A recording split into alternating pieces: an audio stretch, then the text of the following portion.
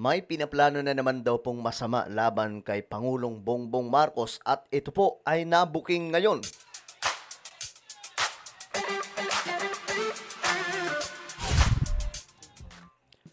Okay, guys, pag-usapan po natin ito kasi nga po kumakalat ngayon itong impormasyon na mayroon daw pong planong masama laban kay PBBM na nabisto nga po.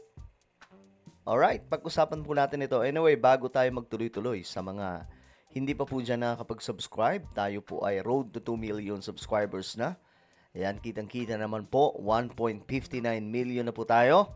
Sa mga hindi pa po dyan nakakapag-subscribe at gustong mapapilang sa dumaraming mga solid sangkay, makikita nyo po yung subscribe button sa baba ng video na to. I-click nyo lamang po yung subscribe, i-click ang bell at i-click nyo po yung all. Sa mga nanonood po sa Facebook, syempre, i-follow nyo po yung ating Facebook page. Okay guys, eto na nga, pag-usapan po natin. May naglabas ng impormasyon na nagkaroon daw po ng isang pagtitipon. Itong mga DDS na naman, para na naman po sa isang panibagong plano. Kasi nung una mga sangkay, di ba? Nakailang ulit na ba sila? Puro palpak. Nanawagan na po sila na yung mga sundalo mag-aklas, pero wala rin pong nangyari. Ngayon, may panibago na naman silang estratehiya.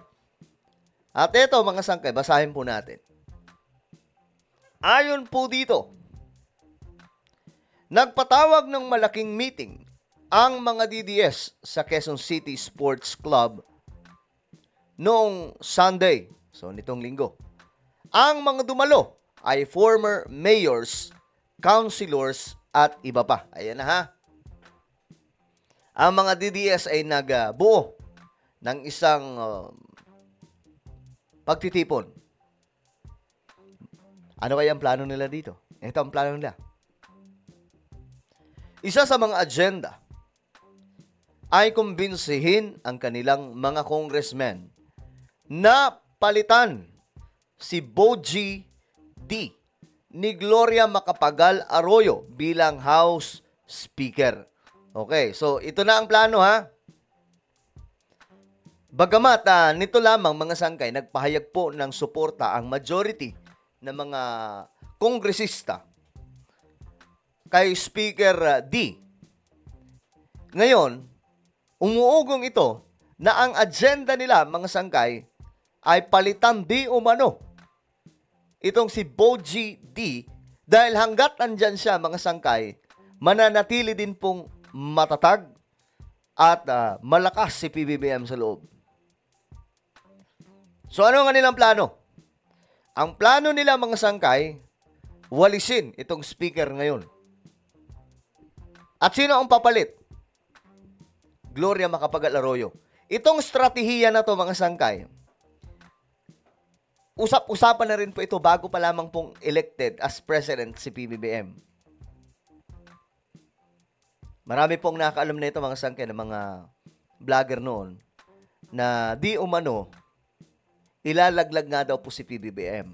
At si Gloria di umano ang magiging speaker ng House. Dahil kapag nangyari ito, mas mapapabilis ang aksyon para po i-impeach si Pangulong Bongbong Marcos at palitan ni VP Sara. Noon pa po to mga sangkay, wala pa pong sigalutan nangyayari.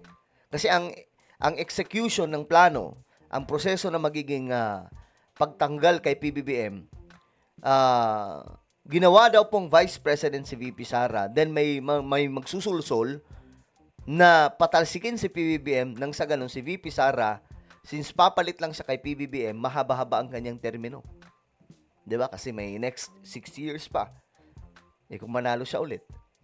So, mahaba. Ginawa na po ito nung panahon ni Erap. Diba? Nakaupo si Erap, I think 2 years lang. Sinong pumalit? Si Gloria. Ngayon, tumakbo ulit si Gloria. Nagkaroon ng hocus-pocus, mga sangkay. Nagkaroon ng milagro yung eleksyon. Nanalo siya. At natalo po si FPJ.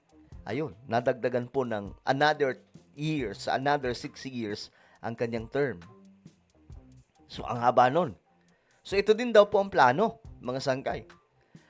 Following the DDS playbook, ito na, isusunod nila ang impeachment kay PBBM kapag walang nangyari sa rally nila sa November 30, 2025. Well, tingnan natin. Kasi ito daw po yung master plan nila eh. Kapag walang nangyari, kasi may magaganap po na protesta sa November 30. Okay. Kapag walang nangyari, eto na daw po yung plano. I-impeach si PBBM. Pero hindi po kasi magtatagumpay yan kung itong si Bogie D ang nakaupo pa ring speaker. So, kailangan nila magkaisa na iupo si Gloria nang sa ganon, kung halimbawa, magiging palpak ang November 30 protest against BBM dahil malabo nga din po yun mga sangkay. Sobrang labo na. Di ba nga po yung INC na bad trip na rin po dito sa mga DDS kasi nga sinira po yung kanilang rally. So malabo mga sangkay na magtagumpay ang November 30. Naglabas na po ng mga propaganda itong yung buhaya na si Zaldico. Pero wala pa rin pong kumakagat maliban po sa mga DDS. So ano mangyayari sa November 30? Meron silang second plan. Kung babagsak, kung wala pong mangyayari sa November 30 sa kanilang protesta, eto na. Ang pangalawang plano, kung makukumbinsin nila, kukumbinsin daw sabi dito, kumbinsin ang kanilang mga congressman. Guys, sa tingin nyo, napakadali po niyan? Mahirap po yan, guys. Kumbinsin mo yung mga congressman nyo na, sige na, please, iupo nyo si ganito, si Gloria. Alokin nila ng posisyon o alokin nila ng pera? Grabe, no? Alam nyo, dito nyo malalaman mga sangkay, magigets, gaano kagarapal ang politika sa ating bansa. Bakit hindi na lang sila manahimik? Hintayin nila yung 2028.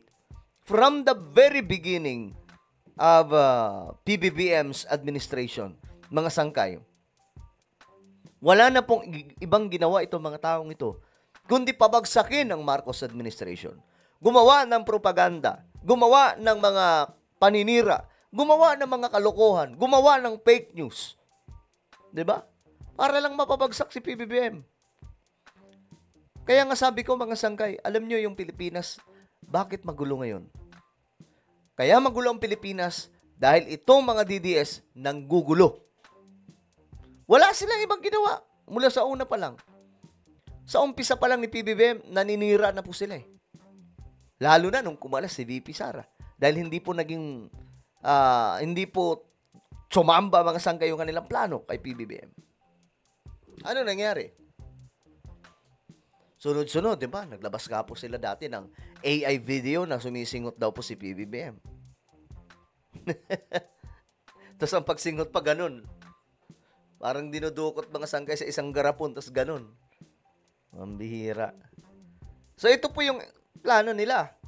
Mga ilang beses na po nila ito ginawa. Puro palpak, hindi pa ba sila napapagod? Grabe sila. Mga sangkay, ganun po sila kadesperado na pabagsakin ang Marcos administration. Ganyan po kalala sa Pilipinas. Isipin nyo imbes na sumuporta po sila sa ginagawa ni PBBM ngayon laban sa mga korap, etong mga ito pa, mga sangkay, yung tagapagtanggol sa mga korap. Di ba? Sila pa po ang tagapagtanggol. Bakit, mga sangkay? Gusto pumosisyon. Yan, ito mga nakikita nyo sa larawan na ito. Marami dyan, mga sangkay, gustong pumosisyon. Pero sa panahon ni PBBM, itsapuwer sila Ganun po ang mangyayari.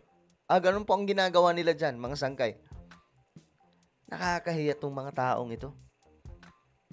Tahimik sana ang Pilipinas kung itong mga taong ito nananahimik din 'Di ba? Kita nyo ngayon, dapat nga sumuporta sila kay BBM itong laban sa korupsyon, 'di ba? Ang bihira.